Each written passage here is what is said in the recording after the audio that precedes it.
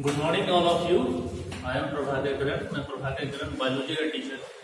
Army Aasra coaching online platform पे आप सभी का स्वागत है। जो बच्चे आर्मी आसरा कोचिंग से जुड़े हुए हैं और जो बच्चे आर्मी आसरा कोचिंग से नहीं भी जुड़े हुए हैं उनको भी इस मंच पे स्वागत है। जैसा कि अभी का स्थिति आप देख रहे हैं कि कोरोना वायरस से ग्रसित होने के कारण, लॉकडाउन होने के कारण सारे शिक्षण संस्थान बंद है। तो हमारा प्रयास है आर्मी आसरा कोचिंग की तरफ से कि जितने भी दूरस्थ गांव के बच्चे हैं, खास करके जो हिंदी मीडियम के ग्रामीण क्षेत्र के बच्चे, उनको सुविधा मुहैया कराया जाए। खास करके उनका कोई टॉपिक छूट ना जाए, सिलेबस पीछे ना रह जाए। यथासंभव आर्मी आसरा कोचिंग की तरफ से कोशिश है कि आपको सारा मटेरियल प्रोवाइड किया जाए और निरंतर हम लोग इसी तरह से ऑनलाइन प्लेटफॉर्म पे वीडियो अपलोड करते जाएंगे। तो रिक्वेस्ट है आप लोगों से रिक्वेस्ट किया जा रहा है कि अगर आप इस चैनल को देख रहे हैं, हमारे वीडियो को देख रहे हैं, तो सब्सक्राइब करना ना भूलें और जो बेल आइकन है उसको जरूर क्लिक कीजिए, जिससे हमारे जो भी नए वीडियो अपलोड होंगे उसका नोटिफिकेशन सबसे पहले आप तक पहुंचेगा और उस सेवा का आप लाभ उठाइएगा। बाकी नीचे कमेंट बॉक्स है, कमेंट बॉक्स में अपना बात जरूर रखिए। अगर कहीं पे डाउट है तो उसको भी जरूर लिखें, क्वेश्चन पूछ सकते हैं। अगर समय मिलेगी हम लोग को तो उसका जवाब जरूर रिप्लाई जरूर करेंगे। तो सभी बच्चे जो आर्मी आसरा से जुड़े हुए हैं और जो आर्मी आसरा कोचिंग से नहीं भी जुड़े हुए हैं उनका वेलकम किया जाता है आर्मी आसरा कोचिंग के ऑनलाइन प्लेटफॉर्म पे। आज जो हम स्टार्ट करने जा रहे हैं 11th बायो का स्टार्ट करेंगे। 11th क्लास के बच्चे जो 10th पास करके आए हैं और बहुत ही अच्छा रिजल्ट हुआ है बिहार बोर्ड का, और खास करके आर्मी आसरा कोचिंग का भी रिजल्ट बहुत बढ़िया हुआ है। लड़के अच्छे मार्क्स लाए हैं, अच्छा मार्क्स है, टॉप भी के मैथ में किसी का डिस्टिंक्शन मार्क है और बाकी विषय में परफॉर्मेंस अच्छा है। खास करके उन लड़कियों को कहा जाए जो ग्रामीण क्षेत्र की हैं, जो बहुत अच्छा परफॉर्मेंस किए हैं और बहुत मेहनत उनका दिख रहा है। और 12th का भी रिजल्ट इस बार का बहुत ही बेहतरीन हुआ है। खास करके दूरस्थ गांव की लड़कियों पे कहना बहुत जरूरी है कि उनको बहुत अच्छा प्रयास और उनका परिश्रम दिखा है और कोई 75% मार्क्स मिला है। मैंने ऐसा रिजल्ट देखा 12th का आर्मी आसरा की तरफ से, जिसमें डिस्टिंक्शन मार्क है साइंस में भी और मैथ में भी, खास करके मैथ में भी। तो चैप्टर स्टार्ट करते हैं बायो का। सबसे पहले स्टार्ट करेंगे 11th पर कैसे आपको सिलेबस है, कैसे आपको पढ़ना है, कौन कौन से चैप्टर है, क्या उस चैप्टर की इंपॉर्टेंस है, क्यों हम बायो पढ़ रहे हैं, भी मैं इस बात को चर्चा करूंगा। तो सबसे पहले हमको ये जानना जरूरी है आखिर क्यों बायो पढ़ना है, आखिर क्या वजह है कि जीव विज्ञान पढ़ने के लिए हम लोग सोचते हैं। बाकी भी स्ट्रीम है, आर्ट्स भी है, साइंस भी है, कॉमर्स भी है। साइंस में भी बहुत सारा फिजिक्स, केमिस्ट्री, बायो, मैथ है, लेकिन बायो क्यों पढ़ना चाहिए। तो अगर मेरे से पूछा जाए तो मैं ये कहूँगा कि बायो इसलिए हम लोग पढ़ते हैं क्योंकि सजीव जगत, हम लोग क्या है, सजीव जगत, पेड़ पौधा, जानवर, जीव जंतु, सब क्या है, सजीव जगत है। सजीव जगत को अगर हमको अध्ययन करना होगा कि उनके लक्षण क्या है, उनके गुण क्या है, उनका व्यवहार क्या है, तो उसके लिए हमको बायो पढ़ना पड़ता है। और बायो को 2 ब्रांच में बांट दिया गया, एक वनस्पति विज्ञान और दूसरा जीव विज्ञान। वनस्पति विज्ञान में जितने भी पेड़ पौधे हैं, छोटे से बड़े, सबके बारे में अध्ययन वनस्पति विज्ञान में किया गया। और जीव विज्ञान में समस्त जीव के बारे में, सूक्ष्म जीव से लेकर मनुष्य तक का अध्ययन किया गया। इसमें आपका जीव विज्ञान में। बायो में एक और भी बात है कि जब कोई भी ऐसा चीज, जब सजीव जगत के प्रति हम लोग के अंदर क्या होता है, कभी कभी मिथ आ जाता है, मतलब एक झूठी अफवाह या फिर कुछ ऐसा हो जाता, लगता है कि ये अंधविश्वास। गाँव में खास करके अंधविश्वास ज्यादा देखा जाता है, ये शहर में भी है, लेकिन ये जो झूठी अफवाह है, अंधविश्वास है किसी सजीव जगत के प्रति, उसको अफवाह और उस झूठी बात को तोड़ने का काम कौन करता है, जीव विज्ञान। कि कैसे, जैसे आप सुनते होंगे गांव में कि जब सांप निकलता है तो सांप को क्या बोलते हैं लोग कि भाई ये सांप जो है उसका आंख को क्या कर दो, मार दो, उसको पूछ दो आंख को। क्यों बोलते हैं, क्योंकि उस लोग को लगता है कि उसका जो फोटो है, आप जो मार रहे हैं सांप को, उसका फोटो उसके आंख में चला गया है। अब अगर नाग को आपने मारा है तो नागिन आपको पीछा करेगी, आपको काट लेगी, एक तरह का अफवाह है ये। जबकि सांप के आंख में रेटिना होता नहीं है, पर जिसके आंख में रेटिना नहीं होगा उसके अंदर इमेज बनेगा नहीं। तो एक अंधविश्वास है हमारे अंदर, उस अंधविश्वास को तोड़ता कौन है, साइंस। और साइंस में खास करके बायो। जब सांप के बारे में उसका एनाटॉमी स्ट्रक्चर पढ़िएगा, जब उसका फिजियोलॉजी पढ़िए, पढ़िएगा तो आपको पता चलेगा कि सांप के अंदर रेटिना होता ही नहीं है, रेटिना होता नहीं है तो फिर इमेज बनेगा नहीं, इमेज बनेगा नहीं तो आंख में फोटो छपेगा कैसे, और फिर कैसे नाक के आंख में फोटो आएगा। तो एक मिथ है। तो उस सारे मिथ और जो भी आपके अफवाह अंधविश्वास है उसको कौन तोड़ता है? बायो। अगर आप बायोलॉजी पढ़ते हैं तो इन सारी चीजों से आपको धीरे धीरे विश्वास टूटने लगता है। जो बेकार की चीजें हैं, अंधविश्वास, अफवाह, उससे आप हटते हैं। इसलिए बायो में पढ़ते हैं, और खास करके बायो में सजीव जगत के लक्षण के बारे में पढ़ते हैं। इस सजीव जगत के लक्षण, उसकी प्रतिक्रिया कैसी है, वातावरण में कैसे वो सर्वाइव करता है, कैसे जीता है, कैसे वो वातावरण में जो परिवर्तन होता है उसके अनुरूप स्वरूप अपने को ढाल लेता है। ये सारी चीजों को हम पढ़ते हैं इसमें बायोलॉजी में। आपका जो 11th चैप्टर है सबसे इंपॉर्टेंट चैप्टर है। 11th बेहतर होना बहुत जरूरी है। अगर 11th आपका बेहतर नहीं होगा तो 12th में आपको प्रॉब्लम होगी। 11th में जितने विषय दिए हुए हैं, कंटेंट दिए हुए हैं, चाहे फिजिक्स हो, चाहे केमिस्ट्री हो, चाहे बायो हो, बहुत ही इंपॉर्टेंट है। आगे चलकर आपका अगर आप जनरल कंपटीशन की तैयारी कर रहे हैं या फिर मेडिकल स्ट्रीम की तैयारी करने जा रहे हैं तो ये सारी चीजों का बहुत इंपॉर्टेंट रोल होगा 11th का। क्योंकि 11th में कुछ ऐसे टॉपिक दे दिए गए हैं जो बहुत ही इंपॉर्टेंट होते हैं कंपटीशन पॉइंट ऑफ व्यू से। तो बहुत जरूरी है बेसिक कि आपको इस सारी चीजों का जानकारी होना चाहिए। 11th पे फोकस करना बहुत जरूरी है, खास करके बिहार बोर्ड के बच्चों को। हमारे यहाँ क्या मेंटेलिटी हो गई है ग्रामीण क्षेत्र में कि हम 12 का पेपर देना होता है, 11 से क्वेश्चन पूछता नहीं है तो 11 को उतना फोकस नहीं करेंगे। ये गलत बात है। 11 को पढ़ना बहुत जरूरी है। 11 को आप पढ़िएगा, 12 आपका उतना बेस्ट होगा, उतना जनरल कंपटीशन में आपको फायदा होगी। आगे भी आपको मेडिकल स्ट्रीम में जाइएगा उतना ही फायदा होगा, क्योंकि जो टॉपिक आपका है, जो विषय है, जो पढ़ना है वो बहुत ही इंपॉर्टेंट है, मायने रखता है एक बायोलॉजी के पिलर बनाने के लिए। कुछ ऐसे सब इसमें टॉपिक होगा जो आप 9th या 10th क्लास में पढ़े। अब जैसे आपका ये जो बायोलॉजी है, इस बायोलॉजी में जो आपका सब्जेक्ट बटा हुआ इकाई के रूप में, उस इकाई में छोटे छोटे चैप्टर बने हुए हैं। तो आपको 5 इकाई में बांट दिया गया है बायोलॉजी को 11th स्टैंडर्ड के में। पहला जो इकाई है जीव जगत में विविधता, दूसरा पादप एवं प्राणियों में संरचनात्मक संगठन, तीसरा कोशिका संरचना एवं कार्य, चौथा पादप कार्य और पांचवा मानव शरीर विज्ञान। ये सारे पांचों कंटेंट बहुत ही इंपॉर्टेंट है। पांचों जो आपकी इकाई पढ़ना है, पांचों ही बहुत ही महत्वपूर्ण है, खास करके 12th का आधार बनाने के लिए और जनरल कंपटीशन के पॉइंट ऑफ व्यू से बहुत इंपॉर्टेंट है। या जो बच्चा मेडिकल की तैयारी करना चाहता है उसके लिए भी बहुत इंपॉर्टेंट है। और सबसे इंपॉर्टेंट टॉपिक आपका इकाई 3 कोशिका संरचना एवं कार्य, ये सबसे इंपॉर्टेंट टॉपिक है। ये आपको 12th तक आपको पीछा नहीं छोड़ेगा। अगर इसकी नॉलेज आपको बढ़िया होगा, इसका ज्ञान बढ़िया होगा तो 12th में कई टॉपिक आपको आसान लगेंगे। अगर इसके बारे में आप इससे जानकारी जानते हैं कि कैसे कोशिका विभाजन होता है, कोशिका होता क्या है, अगर इसका नॉलेज आपको है तो आप एक बेस बनाकर बायो में आगे बढ़ सकते हैं। सबसे पहले हम जानते हैं कि जीव जगत में विविधता आखिर ये है क्या। सबसे पहले हम लोग क्या जानते हैं, विविधता मतलब क्या होता है। अगर इंग्लिश में बोला जाए तो डाइवर्सिटी। डाइवर्सिटी मतलब क्या होगा कि बहुत सारे विभिन्न प्रकार के यहाँ पर क्या है, जीव है, जंतु है। जैसे इंडिया क्या, इंडिया में विविधताओं का देश है। यहाँ एक स्टेट से दूसरे स्टेट जाइए, अलग अलग भाषा आपको सुनने को मिलेगा, अलग अलग धर्म, अलग अलग जात के लोग मिलेंगे। तो सेम उसी प्रकार हमारे जीव जगत में जो भी जीव है, प्राणी है, उनके अंदर भी बहुत सारी विविधताएं पाई जाती है। जैसे कहीं हाथी भी देख रहे हैं, बाघ भी देख रहे हैं, शेर भी देख रहे हैं, बकरी भी देख रहे हैं, चमगादड़ भी देख रहे हैं, पक्षी भी देख रहे हैं। ये सब क्या विविधता है जीव जगत में। ये जो डाइवर्सिटी है इनके अंदर में, इसके बारे में, ये जो विविधता इनके अंदर जीव जगत में है, उसके बारे में हमको अध्ययन करना है।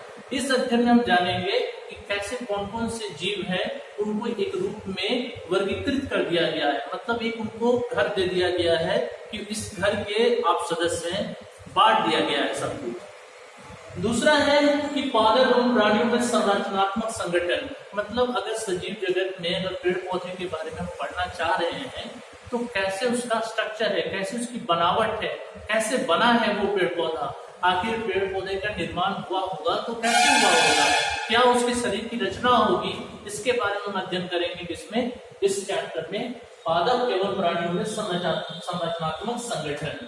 प्राणियों में भी जानेंगे, अगर हम पढ़ा रहे हैं, आप देख रहे हैं, तो आपका शरीर कैसे बना है, कैसे ये शरीर में विभाजन हुआ है, कैसे शरीर का निर्माण हुआ है, इन चीजों का अध्ययन इसमें करेंगे, पादप एवं प्राणियों में संरचनात्मक संगठन। तीसरा है कोशिका संरचना एवं कार्य, कि कोशिका की बनावट कैसे है और उसका कार्य क्या है, ताकि कोशिका का फंक्शन क्या है, काम क्या करता है कोशिका। 9th क्लास में हम लोग पढ़े थे इसको। अगर आप 9th क्लास का बायो देखिएगा तो बड़ा ही इंपॉर्टेंट टॉपिक है, जिसमें आप कोशिकाओं के बारे में पढ़े होंगे।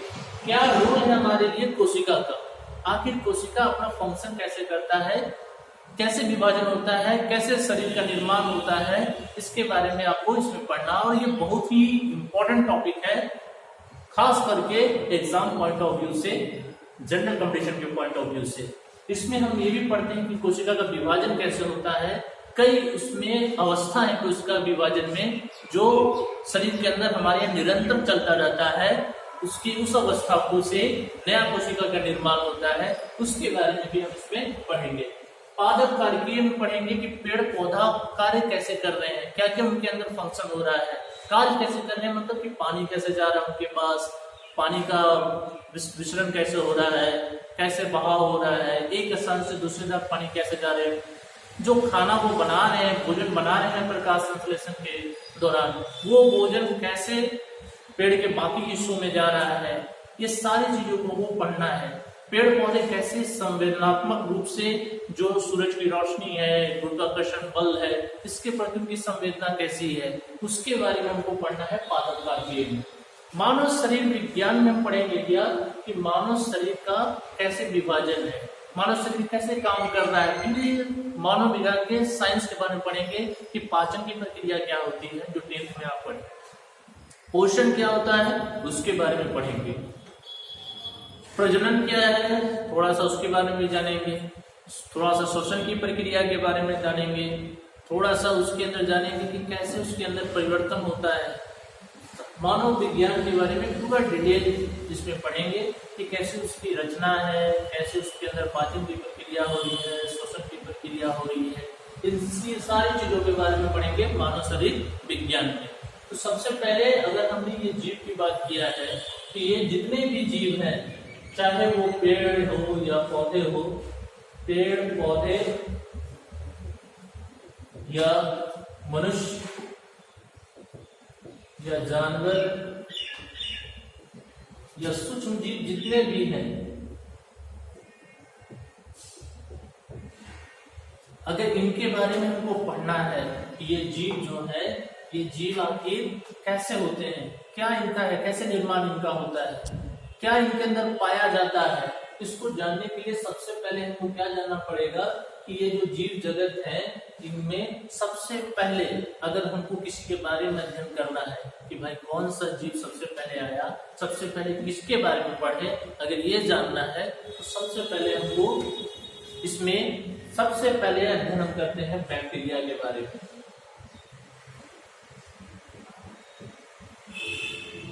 बैक्टीरिया के बारे में, बैक्टीरिया क्या है, बहुत ही इंपॉर्टेंट हमारे लिए।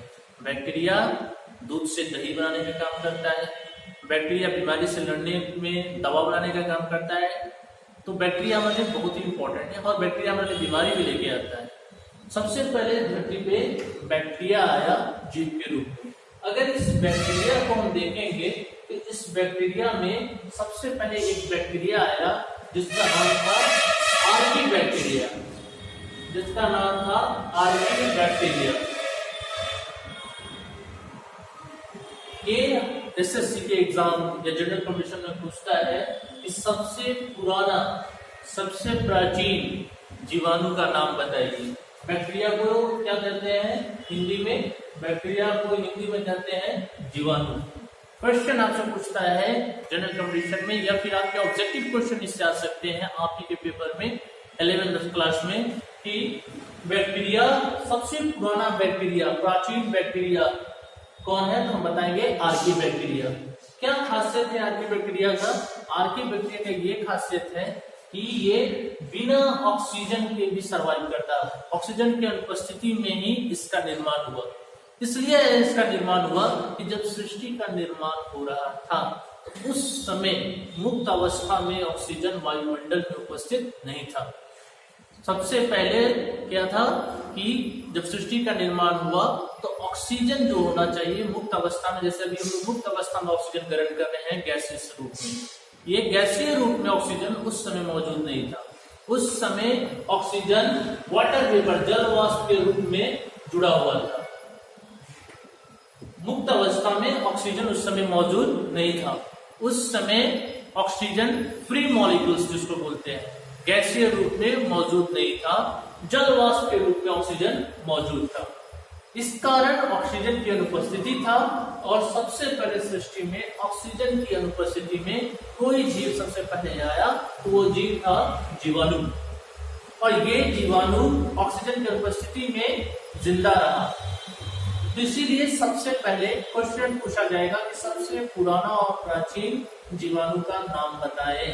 तो सबसे पुराना जीवाणु जो है वो आर्की बैक्टीरिया है, जो कहाँ कहाँ पाया जाता है। आपके यहाँ जो गाय की गोबर है या भैंस का गोबर जो है, उस गोबर में आर्की बैक्टीरिया पाया जाता है। आर्की बैक्टीरिया सबसे प्राचीन बैक्टीरिया है जो ऑक्सीजन की अनुपस्थिति में जन्म लिया। उसके बाद धीरे धीरे क्या हुआ, पृथ्वी में वायुमंडल में परिवर्तन होना शुरू हुआ, और परिवर्तन के फलस्वरूप धीरे धीरे रासायनिक अभिक्रिया के कारण जो जलवाष्प था उस जलवाष्प से ऑक्सीजन अलग होकर मुक्त हुआ और ऑक्सीजन फ्री मॉलिक्यूल्स के रूप में वायुमंडल में मौजूद हुआ। तब जाकर ऑक्सीजन आया बाद में, बहुत बाद में ऑक्सीजन मुक्त अवस्था में गैसेस रूप में वायुमंडल में मौजूद हुआ। जब ये ऑक्सीजन वायुमंडल में आया तो उस समय क्या हुआ, ऑक्सीजन आने के कारण बहुत सारा रासायनिक परिवर्तन धरती पे होने लगा, जिसके फलस्वरूप ये जो जीवाणु धरती पे सबसे पहले आया था इसके अंदर भी क्या होने लगा, रासायनिक परिवर्तन। और जब ये रासायनिक परिवर्तन होने लगा तो उसके कारण क्या हुआ, एक और जीवाणु का निर्माण हुआ जिसका नाम था साइनोबैक्टीरिया, जिसका नाम था साइनोबैक्टीरिया। साइनोबैक्टीरिया जो ऑक्सीजन की उपस्थिति में जन्म लिया। क्वेश्चन आपसे क्या पूछेगा कि बताएं कौन सा ऐसा बैक्टीरिया है जो ऑक्सीजन के उपस्थिति में जन्म लिया हो, उसको बोलेंगे साइनोबैक्टीरिया। कौन सा ऐसा बैक्टीरिया है जो ऑक्सीजन की अनुपस्थिति में पैदा लिया हो, तो कहेंगे आर्की बैक्टीरिया। क्वेश्चन पूछेगा आपसे सबसे प्राचीन बैक्टीरिया कौन है, तो आप बताइएगा आर्की बैक्टीरिया। सबसे पहले अगर जीव के अध्ययन हम करें, अगर जीवों के बारे में, तो सबसे पहले किसका अध्ययन होता है पृथ्वी जगत पे, सूक्ष्म जीव के बारे में। सबसे पहले कौन सा सूक्ष्म जीव धरती पे आया, तो हम बताएंगे जीवाणु। जीवाणु आया सबसे पहले धरती पर जीव के रूप में, जो सूक्ष्म जीव है। और सूक्ष्म जीव क्या होता है, जिसको हम अपनी आंखों से देख नहीं सकते हैं। सामने बैक्टीरिया चल रहा है, पता नहीं चल रहा है, जैसे भी कोरोना वायरस या जो भी सूक्ष्म जीव है, वो सूक्ष्म जीव क्या हो रहा है, सामने पता थोड़ी चल रहा है कि दिख रहा है हमको। हाँ, उसका जो रिएक्शन है वो हम पे असर होता है। यह फंजी है, बैक्टीरिया है, वायरस है, प्रोटोजोआ है, ये सब के बारे में अभी पढ़ना है। ये सब चीज हमें दिखता नहीं है। ये कैसे दिखेगा, इसके लिए आपको माइक्रोस्कोप की जरूरत पड़ेगी और माइक्रोस्कोप से आप इसको देख पाएंगे। तो हम लोग 11th का चैप्टर स्टार्ट किए, आज पहला दिन बायो का। 11th में सबसे पहले बायो में हमको क्या पढ़ना है, उसके बारे में कौन कौन सा इकाई है। इस इकाई में बहुत सारे चैप्टर होंगे। पहले इकाई में जीव जगत में विविधता पढ़ना है, दूसरे इकाई में पादप एवं प्राणियों में संरचनात्मक संगठन पढ़ना है, तीसरे इकाई में कोशिका संरचना एवं कार्य पढ़ना है, चौथे में इकाई में पादप कार्य पढ़ना है, पांचवें में पढ़ना है मानव शरीर विज्ञान। ये 5 इकाई आपको पढ़ना है। बायो क्यों पढ़ रहे हैं, सजीव जगत के लक्षण, उसको अध्ययन करने के लिए हम बायो पढ़ते हैं, क्योंकि हम लोग क्या है, सजीव जगत। इस सजीव जगत के अंदर पौधे, जीव जंतु, सूक्ष्म जीव सभी आते हैं। सबके बारे में अध्ययन को करते हैं हम, उसके लिए हम बायो पढ़ते हैं। और साथ साथ में बायो क्या करता है कि जो हमारे अंदर जो एक अंधविश्वास या कुछ ऐसी झूठी अफवाह फैली हुई है सजीव जगत के बारे में, उसको भी क्या करता है, तोड़ता है अपने थ्योरी सिद्धांत के द्वारा। इसलिए हम बायो पढ़ते हैं। बायो में सबसे पहला इकाई हमने बोला जीव जगत में विविधता। विविधता मतलब विभिन्न प्रकार, बहुत सारी वैरायटी है यहाँ। जैसे हमने एग्जाम्पल आपको दिया कि भारत में धर्मनिरपेक्ष देश है, यहाँ पर हर धर्म हर एक जात के लोग हैं। साथ ही साथ अलग अलग भाषाएं हैं, बहुत सारी भाषाएं। एक राज्य से दूसरे राज्य में जाइए, वहां भी आपको बहुत सारी भाषा मिलेगी, तो इसी कारण विविधता है। सेम इसी प्रकार जो जीव जगत है उसमें, या वनस्पति जगत जहाँ पेड़ पौधे हैं, जीव जगत जहाँ पे जीव जंतु है, उनमें क्या है, विविधताएं पाई जाती है। अलग अलग प्रकार के जीव आपको मिलेंगे, अलग अलग प्रकार के आपको पेड़ पौधे मिलेंगे। फिर इसमें हमने बात किया कि अगर हम जीव के बारे में पढ़ना चाह रहे हैं तो जीव में सबसे पहले किस जीव के बारे में पढ़ना चाहिए। तो सबसे पहले धरती पे जीव के बाद जिस बारे में हम पढ़ रहे हैं वो सूक्ष्म जीव है। सूक्ष्म जीव क्या है? सूक्ष्म जीव ऐसा जीव है जो बिल्कुल ही सूक्ष्म होता है, जिसको हम इन आंखों से देख नहीं सकते हैं। उसके लिए हमको माइक्रोस्कोप लगाना होता है और माइक्रोस्कोप से उसको अध्ययन कर सकते हैं। अगर ये सूक्ष्म जीव में सबसे पहले किसके बारे में पढ़ रहे हैं तो सूक्ष्म जीव में सबसे पहले हम जीवाणु को पढ़ेंगे। जीवाणु को क्यों पढ़ेंगे? क्योंकि जब सृष्टि का निर्माण हुआ, जब ये पृथ्वी का निर्माण हुआ, जब वायुमंडल का निर्माण हुआ, तो उस समय सबसे पहले जीव जो धरती पे आया सूक्ष्म जीव के रूप में आया। और सूक्ष्म जीव के रूप में कौन आया? जीवाणु आया। और जीवाणु में भी कौन आया? आर्की बैक्टीरिया आया। जीवाणु में कौन आया? आर्की बैक्टीरिया आया। आर्की बैक्टीरिया की क्या कहानी है? तो जब सृष्टि का निर्माण हो रहा था उस समय जो ऑक्सीजन है, ऑक्सीजन उस समय मुक्त अवस्था में मौजूद नहीं है। जैसे अभी हम लोग ऑक्सीजन मुक्त अवस्था में ग्रहण कर रहे हैं, उस वक्त ऑक्सीजन मुक्त अवस्था में मौजूद नहीं था।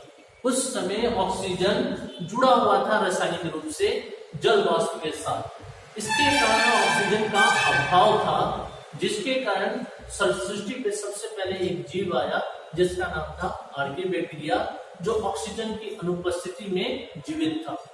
लेकिन धीरे धीरे क्या हुआ? रासायनिक परिवर्तन होना शुरू हुआ और वायुमंडल में क्या हुआ? रासायनिक परिवर्तन के फलस्वरूप ऑक्सीजन जलवाष्प से बाहर आया और मुक्त अवस्था में ऑक्सीजन आया, जिसके कारण एक जीवों के अंदर भी रासायनिक परिवर्तन हुआ।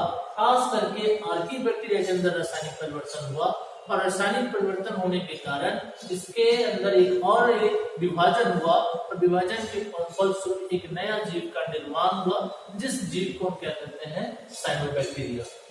आपसे क्वेश्चन पूछेगा कि आर्की बैक्टीरिया और साइनोबैक्टीरिया में फर्क क्या है, तो आप बताइएगा कि आर्की बैक्टीरिया वह बैक्टीरिया जो ऑक्सीजन की अनुपस्थिति में जिंदा रह सके उसे आर्की बैक्टीरिया कहते हैं। जैसे गोबर वगैरह में आर्की बैक्टीरिया पाया जाता है।